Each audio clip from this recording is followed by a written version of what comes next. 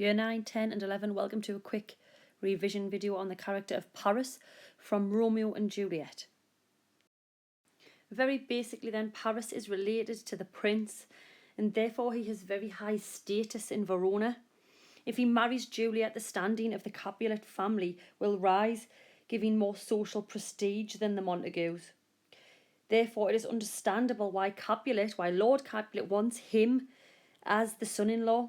So basically that means that it's more about social position and social standing than it is about love, which is why he then becomes a foil to Romeo. He's the direct opposite, because as we go further in this video, we know that Romeo is going to represent devotion and passionate love, whereas, as I say, Paris is going to represent something more stereotypical from a patriarchal society. Some quick quotes for you to get your head around then in terms of Paris is gentle Paris, which is what Lord Capulet refers to him as. Valiant Paris, a man of wax is how the nurse describes him. I'm going to analyse that. Lady Capulet speaks of him as a gentleman.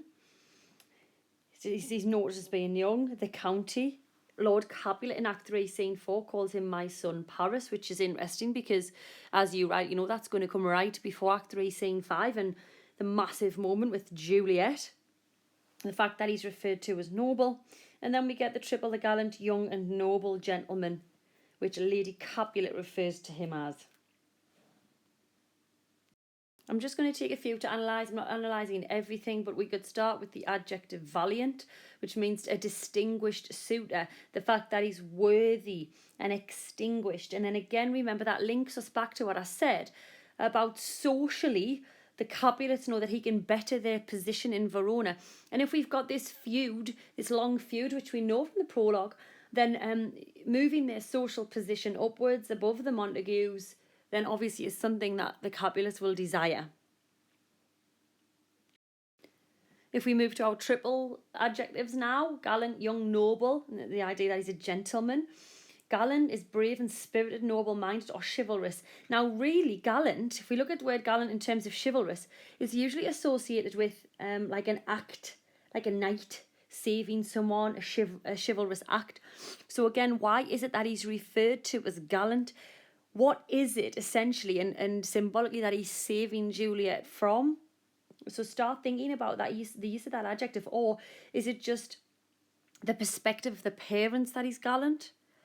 Exceptionally polite and attentive to women. So courtly, remember, courtly love is one of the contextual factors of this play. But again, that stands, I suppose, to contrast with the over-the-top romance of Romeo. And then noble, he's distinguished by rank or title. So again, Lord Capulet and Lady Capulet are not concerned with Juliet's happiness because, as I mentioned, it's a patriarchal society and therefore the woman belongs to their father and then they belong to their husband. So the choice of Paris as a suitor, they believe, Lord and Lady Capulet, is a really good choice of man for her. The nurse refers to him as a man of wax, which means a perfectly sculpted man. So the nurse clearly approves of Paris as a suitor, and this foreshadows her change and her betrayal of Juliet. Remember when she says she would be happier in her second match. But when we look at the noun wax, remember wax will melt when warm. So is that implying that Paris's love is actually superficial? There's no real depth to his love. It's quite shallow. And the additional connotation here is that he has no substance. There's no substance to his character. And again, perhaps forewarning that this is not someone that Juliet is going to love. And it kind of aligns itself with Juliet's line about liking but not looking to like but not loving. So again, this notion of the man of wax, I think, symbolically already sets up the notion that really Juliet is not going to fall in love with this man.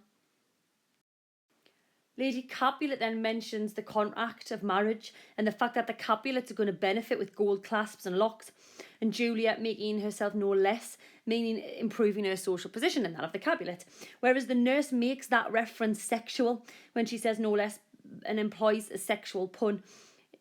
No less, nay bigger, women grow by men. So again, when the nurse discusses Paris here, it's at first quite superficial, there's no depth, and then it's this notion of having sex with him to end up pregnant, I suppose. no depth. There's no depth in this relationship that they're trying to force. And just to look a little bit closer there, Lady Capulet's lines there, what say you, can you do the gentleman, by having him making herself no less? They're like a sonnet. There's 14 lines, but the rhyme scheme is different from what we find in a normal sonnet. And obviously the reason for that is that it is Shakespeare very subtly showing us that this, as I say, is not love. And then therefore this contrasts with the meeting of our lovers who share that sonnet in Act 1, Scene 5, that religious imagery that really brings them together in unity. And then this notion here of this sonnet that doesn't really fit the conventions of a sonnet then serves really to show that what Lady Capulet expects of Paris and Juliet is in fact futile. Paris in Act 4, Scene 1, after Lord Capulet has gone in a rage and Juliet said she's not going to marry him, says, "Thy face is mine, and thou hast slandered it." He aligns himself with the stereotypical man of the time in terms of ownership. Look, the face is mine. And therefore he aligns himself with Lord Capulet, because we've just witnessed Act 3, Scene 5, when he calls her baggage, "You be mine, I give you to my friend." And this serves to heighten the romance and devotion of Romeo and Juliet, because Romeo doesn't speak about her like that. He speaks about her as something sacred, as a goddess. He aligns her with the sun, doesn't he? So again, the conflict of Romeo and Paris is clear. And I suppose the two characters seem to metaphorically represent the conflict between what is passionate love and what is a love that suits patriarchal ideals. His response to Juliet's death is, "I am stiff and lacking in passion," and he speaks in the heroic rhyming couplet, which contrasts with Romeo's iambic pentameter. So again, look at Shakespeare's language there, and the shallow notion that he's lacking in passion really juxtaposes Romeo's response to her when he describes her lips and her breath and her cheeks. And then if you go further, look at the adjective stiff. Interestingly, it comes from the root word stifle, which means to suffocate and crush. So I suppose him being stiff actually solidifies the notion that he was never the right suitor for Juliet. And this idea that he's stiff and doesn't have any passion further emphasises the notion that he perhaps isn't really mourning her death, where naturally Romeo is. And he goes further and he gives us this speech. He scatters the flowers, "A sweet flower with flowers thy bridal bed I strew, O woe thou canopy as dust and stones, which with sweet water nightly I will dew, or wanting that with tears distilled by moans, the obsequies that I for thee will keep nightly shall be to strew thy grave and weep." So he's cliched. It's cliched language to use the flowers. It's something that is quite typical and what we expect of typical love, whereas Romeo's going to discuss Juliet's beauty at length. And there's none of this cliched notion of laying the flowers down.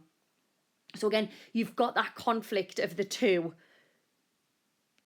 And finally, why does he die? Well, it seems to be a meaningless and pointless death that Paris will die in the tomb, but perhaps the main reason is that this empty and superficial, heartless love, and the idea that he was bargaining for love, really, wasn't he, but through his social position, and tries to win the Capulets over with that. Perhaps that's the exact reason why the sacred love of Romeo has to kill him, and this metaphorical notion that passionate love defeats superficial love that's used in terms of bettering one's social position. And again, it links us back to tragic fate, I suppose, in terms of what's going on with Romeo. He speaks in unrhymed verse just before he dies, which again, you could argue contrasts with our powerful iambic pentameter and shade sonnet that is often employed by Romeo and Juliet throughout the play at different parts. And this was a quick video on Paris. I hope it's been a little bit useful. And please check out my playlist on Romeo and Juliet if you need anything. There's a whole playlist on characters and themes, and there's example responses on there as well. And massive good luck in your English literature exam.